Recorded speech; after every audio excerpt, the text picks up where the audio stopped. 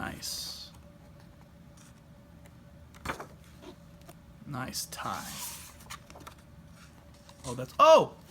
Oh, hello. I didn't see you there. I was just learning about my favorite Scientologist, Tom Cruise. But I can do that later. Now I want to talk about using the binomial probability process with the normal curve. It's the shortcut to the shortcut. It's the super shortcut. Now, how will you know to do these problems? Luckily, it's pretty easy. It's like the same question of, how do you know to use quadratic formula? Well, try to factor it. If you can't factor it, that's the plan B. You could think of this in the same way, as in, you want to do a normal curve problem, or rather, excuse me, a binomial theorem problem, just by using our binomial process, find the coefficient, you're good.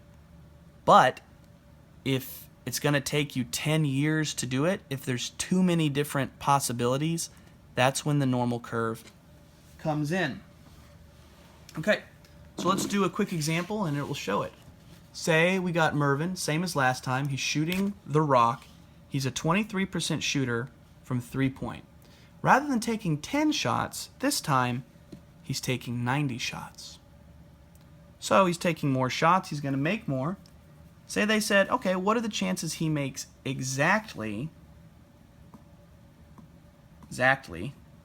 28 of his shots? For this problem, we would just use the normal process for binomial probability. Identify the P, the Q, that's the percentage of success, the percentage of fail, and you just plug it in, find the right coefficient, and you would multiply all this stuff up and you're good.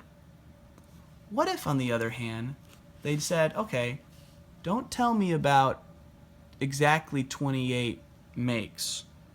Tell me, what chances will he make more than 28%?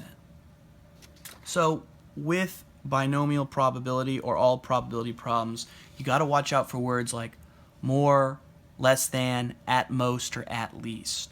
Here they could say more than 28, or they could say, they couldn't really say at least 28 because that would be or equal to. But you can see how they're related. What does it mean? It means, can he make 29? Yeah. What about 30? Yeah. What about 31? Yeah. You could go all the way up to 90. But ain't nobody got time for that.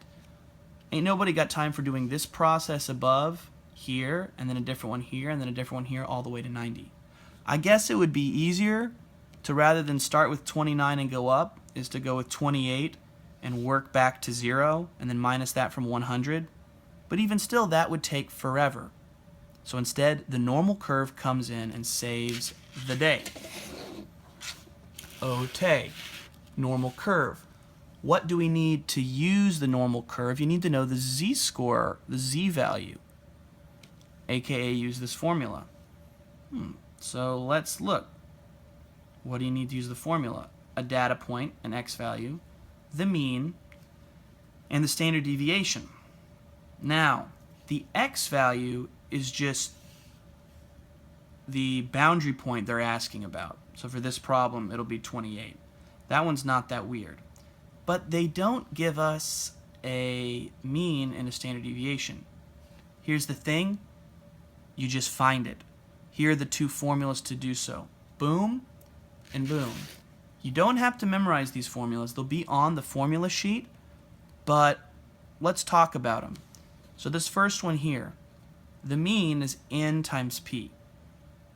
Now you're looking at it here in the abstract notation. You're like, okay, I guess whatever. I guess that works because he's the math teacher and he's telling me it in a YouTube video and it's got weird symbols, a Greek letter.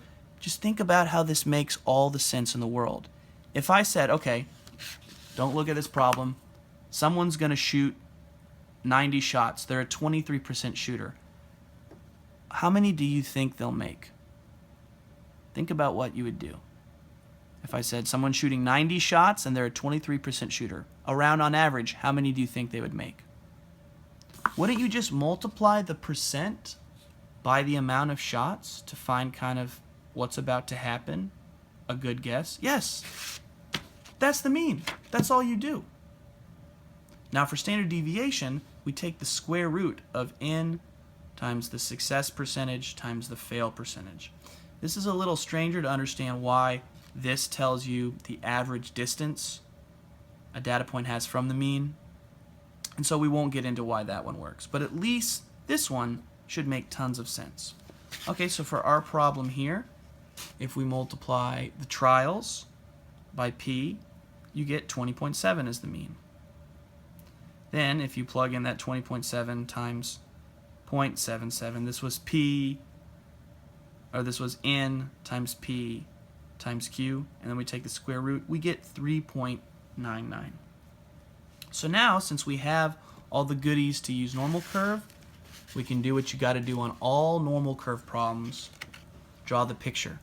These little sketches, they can help so much. This is why we drew the unit circle sketch every time we solved a trig problem. It just makes the answer make so much more sense, makes it easy to visualize. You know, I've been doing these problems for a long time, and even I draw the sketch. It's just super helpful. So here, now that we know the mean, we can see that our data point of 27.5, it's to the right. You know, it's around 2 deviations to the right, and I meant our data point of 28. So here's the picture. I'm trying to find this percent, and just by looking at the picture, we can see it's probably not very much percent, as in this won't happen very much. Now, if you've already seen the 27.5, hopefully you've recalled continuity correction. We're not going to use 28 here. We're going to bump to the left slightly 1, 27.5. Why is that? Because this is a discrete data problem. You can't make half a basket shot. I guess maybe if you get fouled. But no, we're saying he's just shooting a 3. You can't make half a shot. Thus, this is discrete data. So we have to bump 0.5 to the left. So rounding gets all of these points. This area counts with what we want. So rather than 28, we start with 27.5. Here's the mean that we found. Here's the standard deviation we found. We get 1.704 as the z-score, as the amount of deviations. You look that up in our table. I find 0.9558. Obviously, we don't want that. We want the percent to the right. We minus it from 1, and we see it happens around 4% of the time, keeping this 3 significant figures. And looking at our picture, yeah, it only happens 4% of the time. Seems like a reasonable answer. Seems like it makes sense. So there are these problems using the normal curve to help out with binomial theorem when you have a lot of trials. Now, if you look in the book about these, they explain them here on page 173 using the normal curve as an approximation for the distribution. They say, when can you do this? Well, I just said it'll be obvious when. They get a little more specific. They say when the trials are large, when p, the probability, it's not real close to 0 and 1. And then they give a little judgment way. They say if you multiply n and p and it's more than 5, then go for it using the normal curve. I only state this because sometimes on the ACE tests, they'll ask you something weird like that. They'll say, why are you allowed to use the normal curve? And they'd want you to reference this little minor inequality stuff like that. On the paper 6 test, unfortunately, there's a lot of like little random questions they can ask like that. Like another one that comes to mind is they might say, what's the variance? And you have to remember the little detail that variance is the same thing as standard deviation squared. Now luckily, if you're on the ACE paper 6 and you see a problem like that, and you'd be like, dang, I forgot this little piece of memorized information that really is not that important. Oh crap, I forgot it. If you look over on the marking scheme to the right, I guarantee you that problem will be worth 1 little mark. You know, out of 50, 60, 70, whatever. So it's not going to hurt you if you forget these little details. Also here, we see that they sometimes use the notation for these, starting you off right here on the page. Get my zoom on. Oh. B, N, and P. So if they just start you off the problem rather than a word problem, rather than a sentence where they tell you the trials and the success, if they just say, okay, here you go, B 30.22. Well, that's saying 30 trials happen and the success percent is 0.22. So there's little details with notation, but the big idea is when the normal curve can save you a lot of time. Hopefully it makes sense. Hit me up in the DMs with more questions and queries. I'm going to ask you, how many likes can we get on this video? How many likes? Can we get 50,000 likes? Can we do it?